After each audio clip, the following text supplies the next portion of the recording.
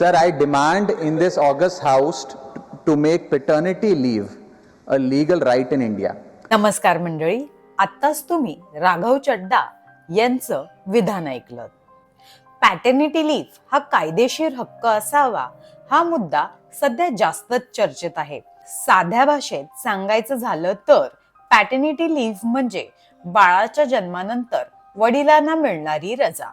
भारतामध्ये maternity leave साठी स्पष्ट कायदा आहे, पण पॅटर्निटी लीव्ह ही सर्वांसाठी अजूनही बंधनकारक नाही. राघव चड्डा यांनी राज्यसभेमध्ये त्यांचं मत मांडलं.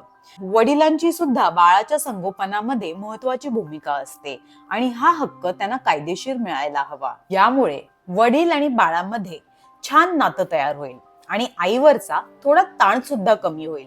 पण यामुळे कंपन्यांवर अतिरिक्त भार येईल का?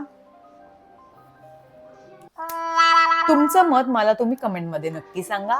आशा करते आजचा व्हिडिओ तुमच्यासाठी माहितीपूर्ण ठरला असेल तर लाईक करा आणि शेअर करा आणि अशाच सोप्या लीगल माहितीसाठी माझ्या चॅनलला नक्की सबस्क्राईब करा. भेटूया पुढच्या व्हिडिओमध्ये. तोपर्यंत स्वतःची काळजी घ्या.